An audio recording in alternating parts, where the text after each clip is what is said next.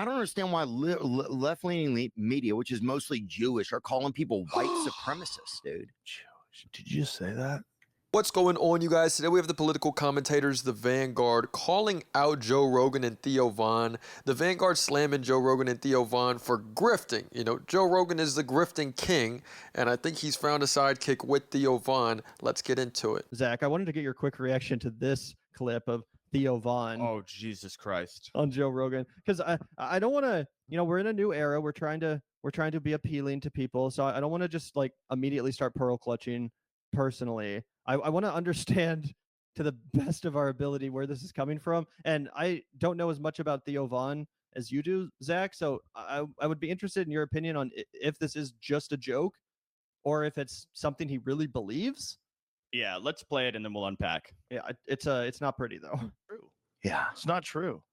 Well, why? I don't understand why left-leaning media, which is mostly Jewish, are calling people white supremacists, dude. Jewish. Did you just say that? Yeah, I just don't understand. Left-wing media is mostly Jewish? I mean, according to my Jewish friends, it is, But why do they hate white guys? It's just woke things, man. It's just virtue woke bullshit. It's like the I just don't understand it. Well, because true. Yeah, it's not true.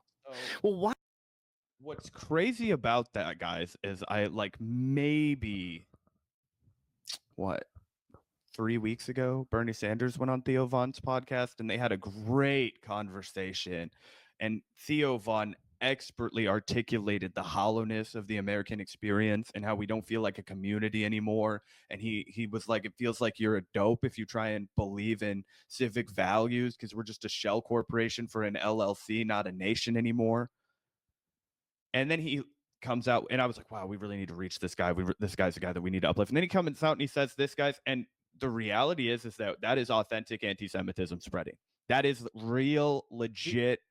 Do you think he means that though? Like, do you think he legitimately is just repeating that because he thinks it's true? Like, that's the problem. Is I think he genuinely believes it's true. He genuinely believes they're making people hate white folks, and that is how something that as pernicious and something that we think of as being totally removed from the possibility of resurging is the lie that the Jewish people control the media, because he doesn't care if I say, bro, do you know that Jeff Bezos owns the Washington Post and he's not Jewish?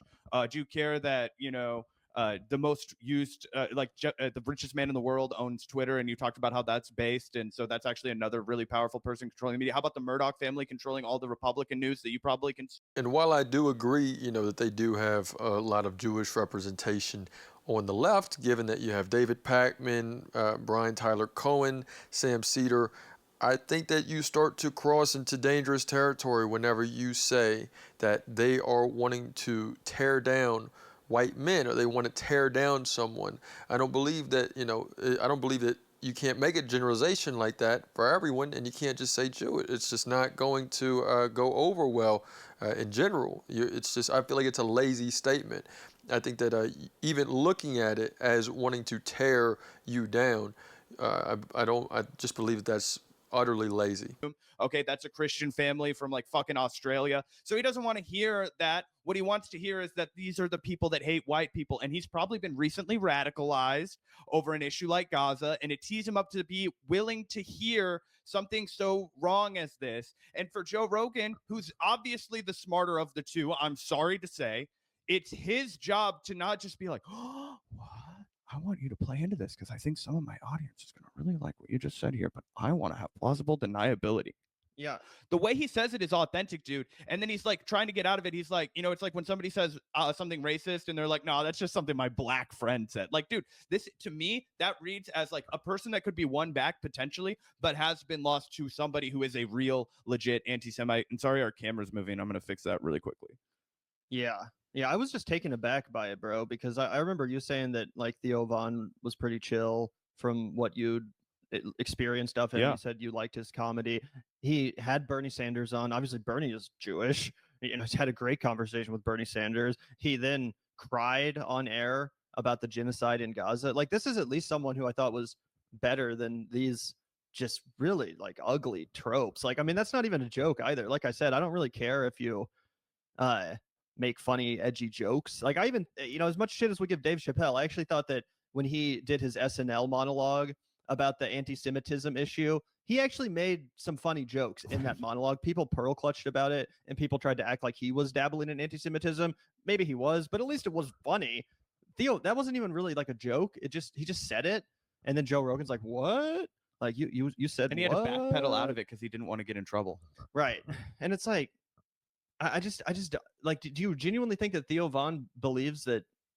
Okay, something like even if he does genuinely believe that Jews control left-wing media, does he really like? I just You know what it makes me? do you think that Jewish people hate white men? Yes, that's what I think is going on. What I think is going on, guys, and if we want to like seriously unpack how this happens, is what's going on is And it's sort of difficult to take these guys serious whenever they do have the actual Star of David in the back. I'm just playing. No, I mean, they make great points. Really, what's going on, it seems like an anger from Theo Von, from Joe Rogan, at least from their audience, that they're able to tap into of, I am no longer the main character in the world. You know, as the technological era continues to go on, we can see that, you know, white guys or Caucasian males or females, that they're starting to lose this, they're not the only person in the world.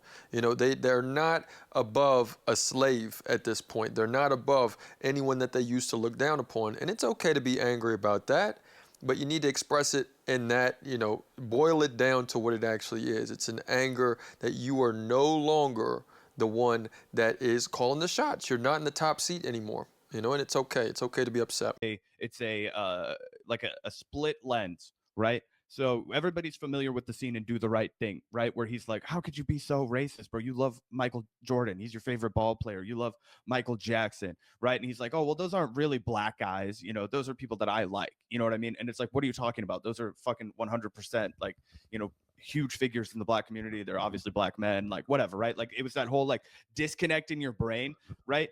And I think what's happened to a guy like Theo Von is he has been listening to a lot of people who are 100% anti-Semitic. And that's where I've been really concerned about these guys like Jacob Shields and these guys like Jackson Hinkle. And when you get that, and it's a huge crossover with the MMA community. And I think because he's cross-pollinated with Rogan, it's really started to hit him. And then you start to be like, oh my gosh, the way that we have fringe lefty podcasts, they have these fringe right-wing podcasts we don't even know about. And it sounds like Theo's been listening to them. So I don't think Theo himself is like sitting at home, like concocting ways to like, you know, to solve the Jewish problem, right? But he's listening to people who are, and they're rubbing off on him. And then he's going on this ginormous platform like the Joe Rogan experience. And Joe Rogan is so self-interested and he's so like not willing to be the woke scolder, right? But he even less so. That's something in the past he would have definitely called out, by the way. He wouldn't have done the whole. I actually disagree with that because do you remember when we covered on the clip him being like, what do Jews, they like money like Italians like pizza? Remember? Defending the all right, Ilhan maybe Omar you're right. Even when I try and see the best in Joe, I'm like, God damn it. But you know what I mean? Like that is wrong. And so when people talk about rising anti-Semitism, that's the shit that we have to be talking about. It's not Hassan Piker, okay? It's that shit that you just saw right there. And I do think it's important for the left to say, yes, that's a huge fucking problem, and we have to have way better messaging than we have right now, or we are going to lose to that, and that's unacceptable. Yeah. I mean, yeah, it seems like a tough thing to counter too, right? Like it seems like a tough thing to really push back against or like debunk because obviously a lot of these people are just living in a post-truth world. Like they're not going to be convinced by you just sitting them down and being like, hey man, that's a kind of a low-key anti-Semitic dog whistle or trope that you just repeated there, bro. Because like you said, the reason why Joe Rogan didn't do that is because he didn't want to come off as the woke scold in the room. And unfortunately, they've set up this dynamic. I think that's part of Kyle's frustration. It feels like you go in the space, you just say something that's true or accurate, or you push back on something that isn't accurate, and then all of a sudden you're the woke scold. And it's like everyone in the comments is making fun of you for like, can you believe this loser for fucking having the correct opinion, not being a dumbass. Right, and that goes back to, you know, that's Joe Rogan's core audience. They really are not too interested in who they're offending. That's not really their main concern. Their main concern is not being able to afford their way of living. Their main concern is not going to a war to make sure that there's a golf resort in Gaza. That's what these issues are that they actually do care about. But they're not going to talk about that. They're going to, you know, Joe Rogan and Theo Von are going to point the fingers at the leftists and make them seem like they're crazy, so we could never agree with them. You know, they care about all this smart stuff. They care about people's feelings. I don't, who cares? And it's so much miscommunication, and it really is tough to see. So yeah, let me know what you guys think in the comments. It's another day in a progressive way.